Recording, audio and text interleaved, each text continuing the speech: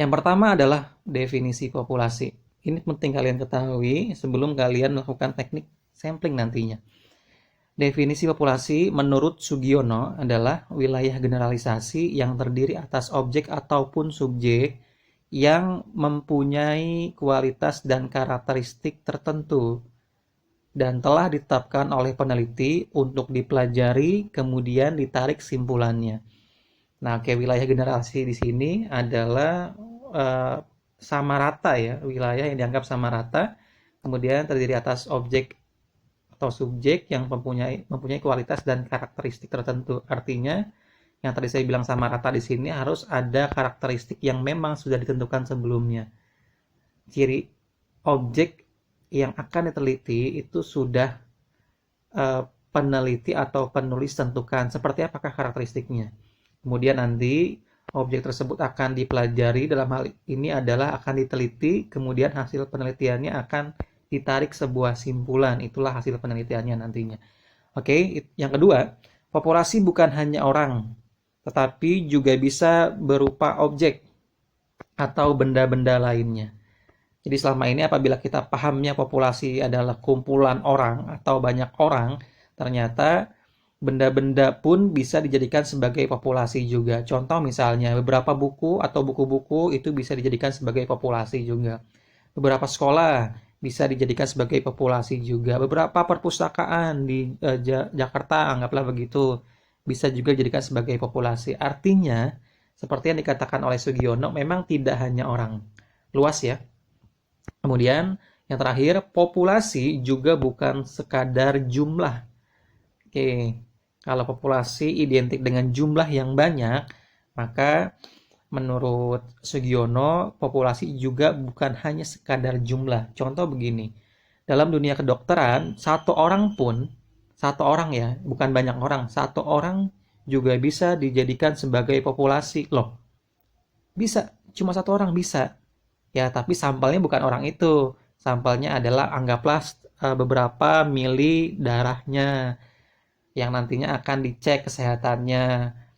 Nah, sampelnya berupa beberapa darah tersebut sehingga memberikan sebuah generalisasi atau simpulan bahwa nanti dia memiliki penyakit apa atau terinfeksi penyakit apa. Sampelnya hanya dari darah sehingga menyimpulkan bahwa orang itu, ya orang tersebut memiliki penyakit tertentu.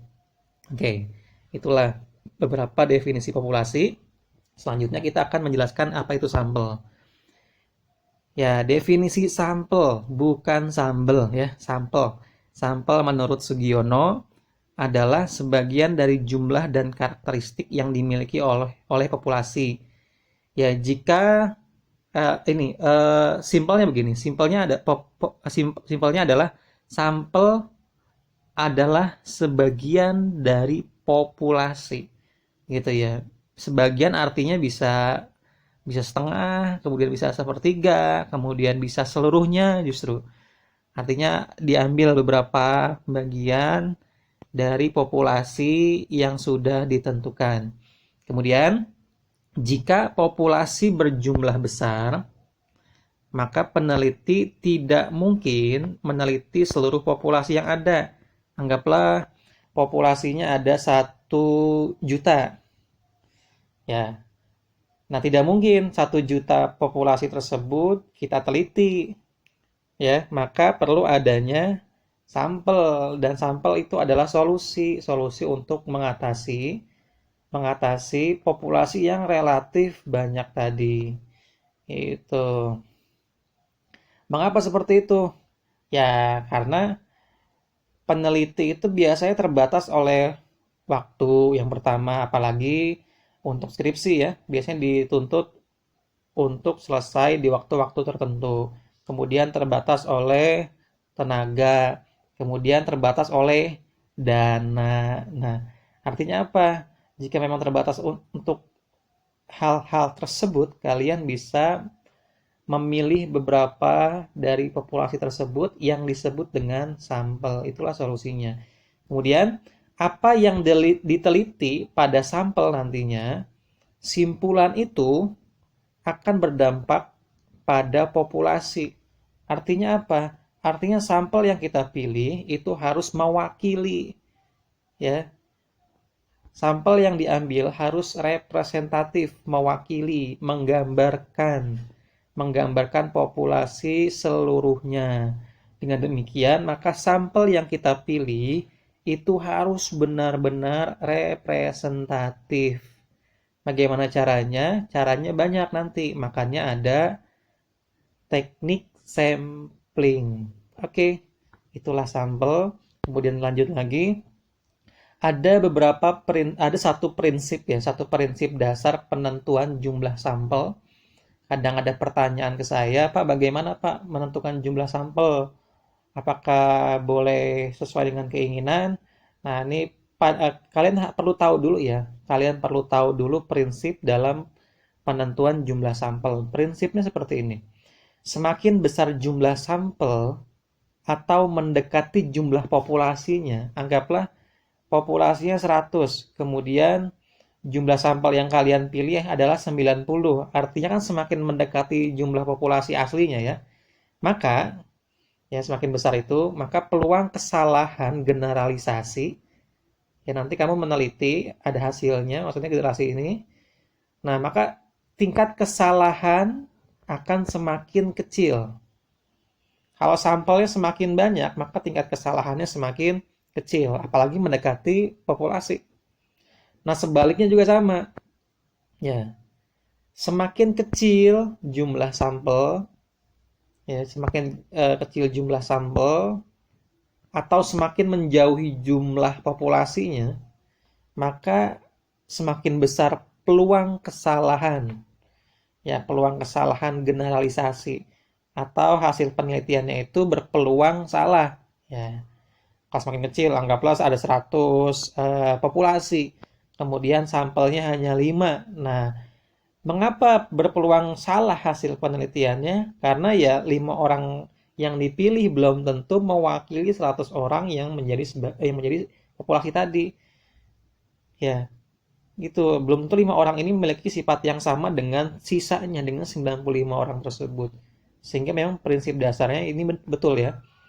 Semakin besar sampel, maka semakin kecil tingkat kesalahan hasil penelitiannya nanti. Oke, nanti akan ada beberapa pertemuan lagi yang akan menjelaskan cara penghitungan. Cara penghitungan berapa sih kira-kira kalau sampelnya, kalau populasinya 100, sampelnya idealnya berapa. Nanti ada tabel yang saya sajikan. Tabel itu ada 3 bagian. Yang pertama tingkat kesalahan 1%, tingkat kesalahan 5%, dan tingkat kesalahan 10%. Jadi silakan pilih mau tingkat kesalahan yang mana. Tiga-tiganya aman. Oke, lanjut ya. Kemudian kita akan membahas teknik sampling. Teknik sampling ini adalah cara kalian dalam mengambil sebuah sampel. Ya. Ada populasi. Kemudian populasi itu tidak mungkin kalian ambil semuanya jika memang banyak. Kalian akan mengambil beberapa sampel. Nah, caranya tidak asal. Ya, tidak asal ngambil atau bahasa Betawinya tidak sembarang nyomot, ya, tidak sembarang nyomot sampel sehingga menjadi sampel penelitian kalian, tidak. Tapi ada tekniknya. Ada 2 teknik secara garis besar menurut Sugiono, yaitu adalah teknik probability sampling dan yang kedua teknik non probability sampling. Bedanya apa? Bedanya yang pertama, probability sampling itu semua populasi itu berpeluang untuk menjadi sampel.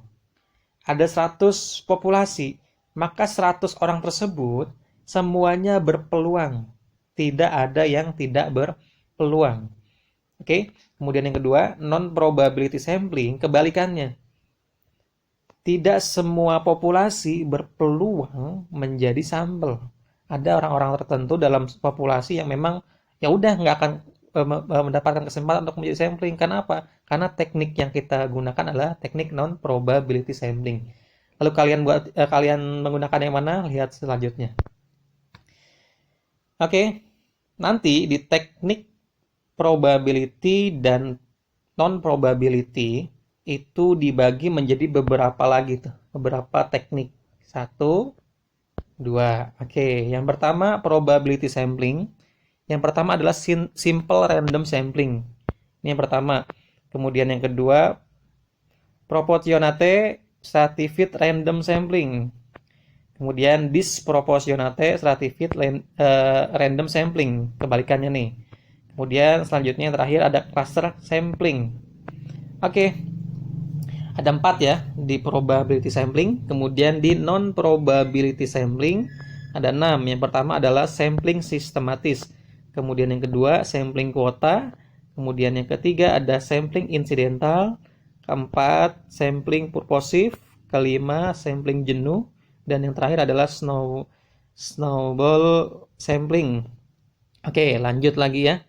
Lanjut kita bahas satu persatu. Yang pertama kita akan bahas yang probability sampling dulu, yang semua populasi berpeluang menjadi sampel. Lanjut. Ini adalah proses teknik sampling yang paling mudah. Namanya simple random sampling. Oke. Fokus di kata random. Random ini kan acak ya, artinya kalian boleh mengambil secara acak atau secara random. Oke, tapi ada syarat-syaratnya. Populasi ini, populasi yang ada pada penelitian kalian itu harus bersifat homogen atau paling tidak relatif homogen. Ya, memiliki karakteristik sama atau hampir sama. Contohnya, misal kalian meneliti kemampuan siswa dalam menulis karangan narasi. Kemudian populasinya adalah siswa kelas 10.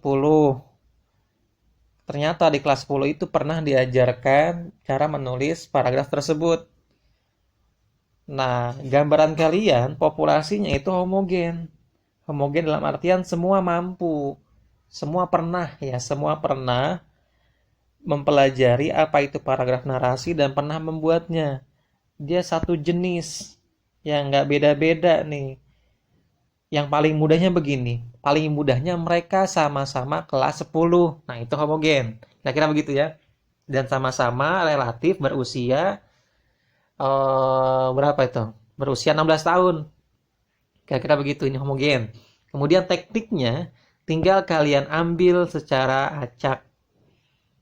Anggaplah dalam satu angkatan ada 10 kelas, maka kalian akan mengambil 4 kelas, terserah kelas yang mana. Itulah yang disebut dengan random. Ya, simple random sampling. Siapapun berkesempatan jadi sampel nantinya. Dan sampel ini dianggap representatif, dianggap mewakili. Karena apa? Karena ya homogen.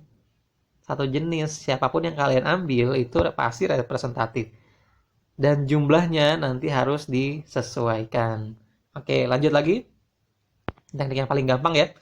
Kemudian teknik kedua adalah proportionate stratified random sampling. Oke, ada kata proporsional. Proporsi sesuai dengan porsinya. Ini hanya ilustrasi ya. Anggaplah yang sebelah kiri adalah populasinya, kemudian yang sebelah kanan adalah sampelnya. Maksudnya apa? Maksudnya begini. Nanti anggaplah begini, dalam sebuah perusahaan atau PT ya, apapun itu, terdapat beberapa pegawai. Nah, ternyata latar belakang pegawai di perusahaan tersebut itu beda-beda. Ada yang dari lulusan S2, kemudian ada yang dari S1, kemudian ada juga yang dari SMA atau sederajat. Nah, kemudian inilah yang disebut tidak homogen, gitu ya. Artinya ada beberapa kelas-kelasnya. Ini beda-beda nih. Yang ini S2, kemudian yang ini S1, yang ini SMA. Kalau tadi homogen sama-sama kelas 10. Dan di sini tidak homogen. Nah, karena tidak homogen, kita perlu mengambilnya menjadi sebuah sampel dengan porsinya masing-masing. Cek dulu di S2 misalnya ada 30 orang. Kemudian S1 ada 60 orang. Kemudian SMA sederajat ada 100 orang. Kemudian jika kita ingin mengambil sebuah sampel, kita bisa mengambil secara random dari tiap-tiap porsinya. Anggaplah kita akan mengambil secara random setengah dari 30 orang ini. Tuh 15. Kemudian setengah dari 60 pada S1 menjadi 30. Setengah dari 100 menjadi 50. Akhirnya sampel yang didapatkan totalnya adalah 95 ya, 95 sampel dari berapa nih? Silakan kalian jumlahkan. Artinya diambil sesuai dengan porsi masing-masing, kemudian proses pengambilannya tinggal di random saja, diacak saja. Karena apa? Karena sudah sesuai dengan kelasnya, sesuai dengan proporsinya, gitu ya kira-kira ya. Sesuai dengan porsi masing-masing. Itu namanya teknik proportionate stratified random sampling. Lanjut. Yang selanjutnya adalah disproportionate. Disproporsional. Ini hampir sama dengan yang tadi, cuma beda ini kebalikannya gitu ya. Kasusnya sama. Dalam satu perusahaan itu kelasnya tidak homogen, ada yang S2, ada S1 dan SMK, sama ya. Cuma ternyata ada ketimpangan di sini. Yang satu banyak, ini lumayan banyak, dan yang satu ternyata itu timpang sekali. Timpang dalam artian ya sedikit sekali, yang lain banyak, ini sedikit. Kalau misalnya mau disamaratakan, mau disesuaikan dengan porsinya, anggaplah dibagi dua gitu ya. Dibagi dua, ini dibagi dua, ini dibagi dua seperti tadi. Ini dibagi dua akan mendapatkan 50 sampel. Ini dibagi dua akan mendapatkan 25 sampel. Ini dibagi dua akan mendapatkan 2,5 sampel. Bisa 2,5 sampel? Nggak bisa. Gitu. Maka ya ada yang memang tidak sesuai dengan porsinya. Sehingga apa? Sehingga jika ini dibagi dua menjadi 25, kemudian ini dibagi dua menjadi 50, maka ini diambil semuanya. Tidak proporsional ini. Ya, ada beberapa hal yang tidak proporsional karena apa? Karena ada sebuah ketimpangan. Maka prosesnya sama-sama di random, ngambilnya sama-sama di random. Bedanya adalah ada yang tidak sesuai dengan proporsionalnya, tidak sesuai dengan porsinya. Kira-kira begitu. Hampir sama dengan yang tadi, cuma ada satu kelas ya yang tidak sesuai dengan porsinya. Lanjut. Selanjutnya adalah cluster sampling area ya, atau area sampling maksudnya gitu. Nah, ini biasanya digunakan untuk ya quick count nih.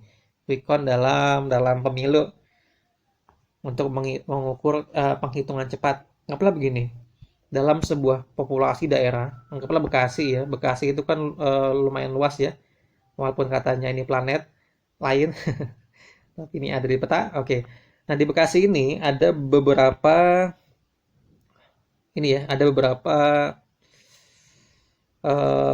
kecamatan. Di antaranya ada Kecamatan Bantar Gebang, kemudian Bekasi Barat, Timur, Selatan, dan lain sebagainya. Kemudian, tidak semuanya, ya ini cluster sampling itu tidak semuanya diambil sebagai sampel. Hanya beberapa saja. Disederhanakan dari yang banyak ini, disederhanakan menjadi beberapa saja.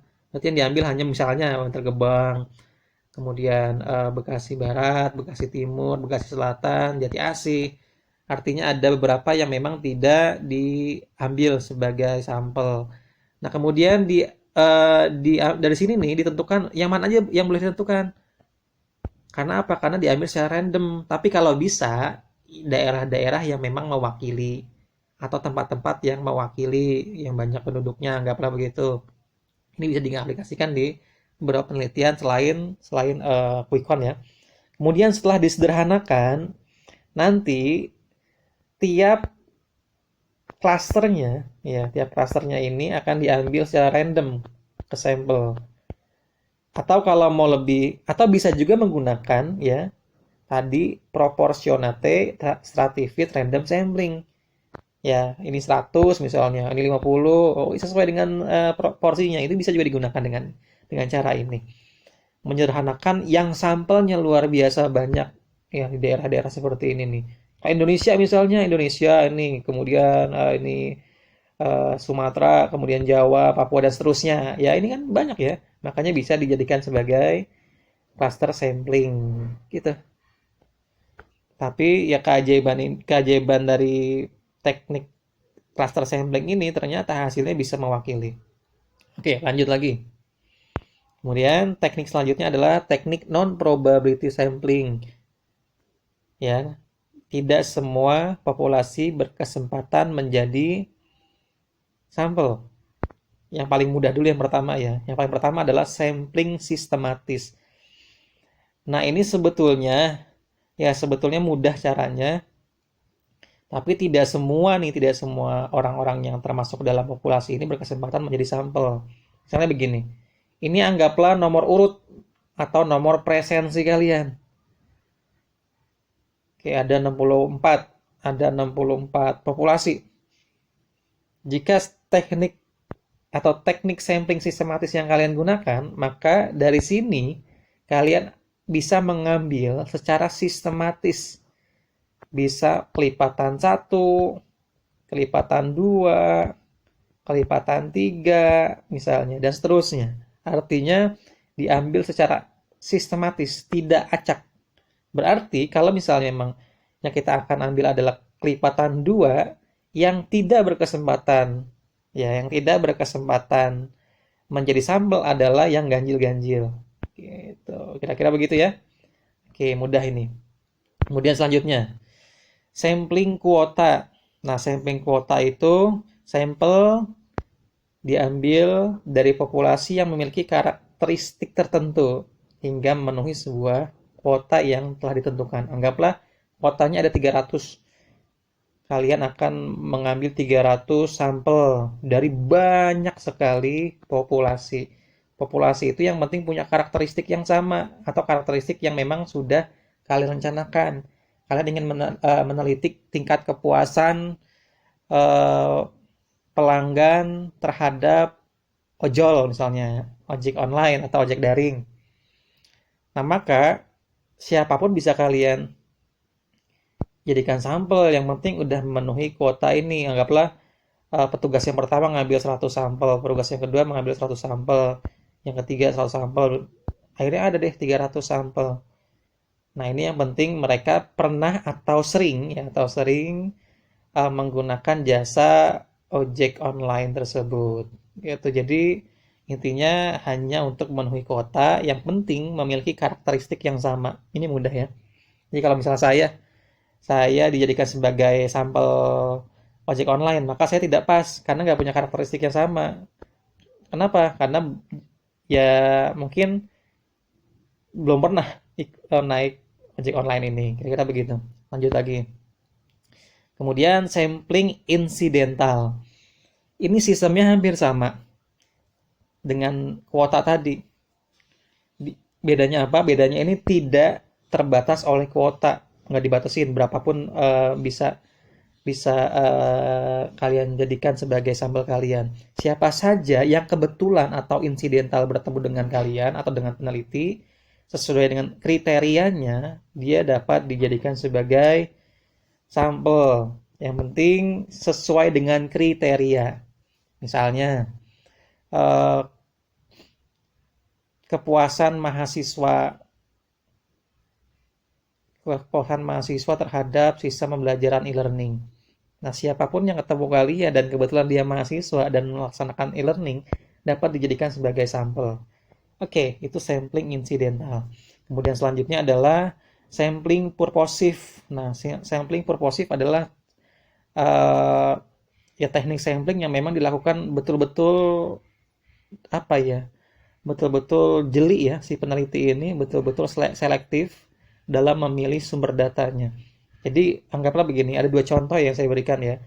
Kamu ingin meneliti kualitas makanan, maka sumber data yang kamu dapatkan bukan makanannya, karena makanannya udah ada gitu ya. Makanannya yang akan diteliti, kualitas makanan tertentu, anggaplah ayam geprek palsu misalnya. Ayam geprek palsu ini akan dilihat kualitasnya. Sumber data yang kalian cari adalah orang-orang yang memang ahli dalam bidang makanan, entah dalam rasa, racikan bumbu, gizi, kematangan, dan lain sebagainya. Itu harus diketahui oleh para ahli makanan. Jadi si sampelnya ini adalah orang-orang yang memang ahli tentang makanan. Jangan salah pilih. Ya. Kalian ingin meneliti kualitas makanan tapi sampelnya adalah saya. Ya salah. tidak pas itu. Karena apa? Karena saya hanya menikmati, tidak tahu itu enak, itu bagus atau tidak. Kira-kira begitu. Kemudian contoh yang lain misalnya, ingin meneliti kondisi HAM, maka sumber datanya harus kalian pilih yang memang sesuai dengan ahli HAM tersebut.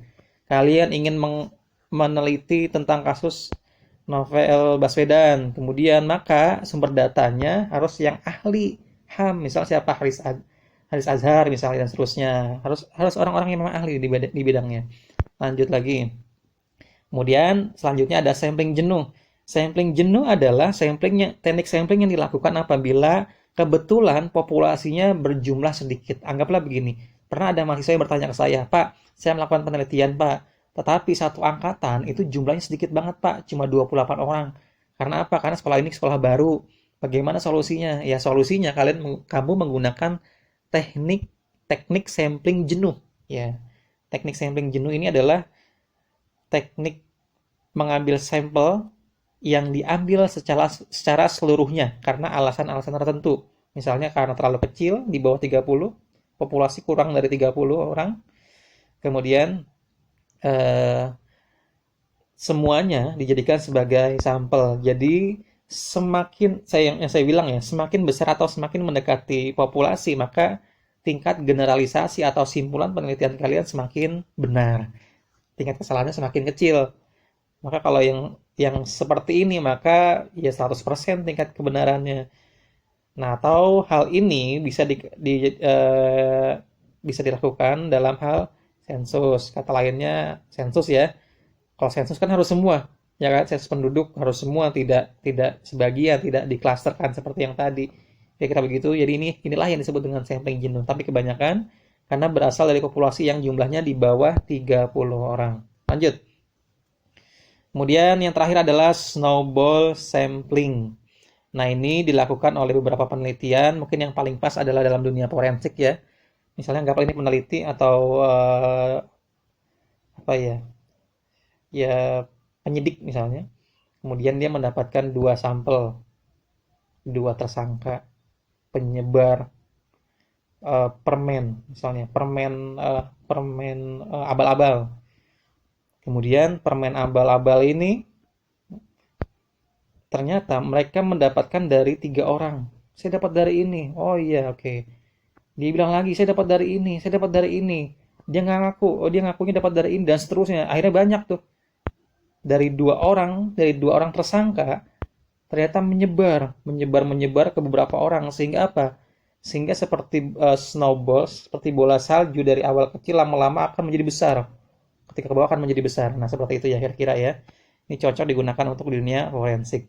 Baik, itulah beberapa teknik sampling yang bisa kalian pilih ya. Mudah-mudahan bermanfaat untuk kalian. Akhir kata dari saya, jalan-jalan ke rumah Bang Jalih, selamat memilih. Assalamualaikum warahmatullahi wabarakatuh.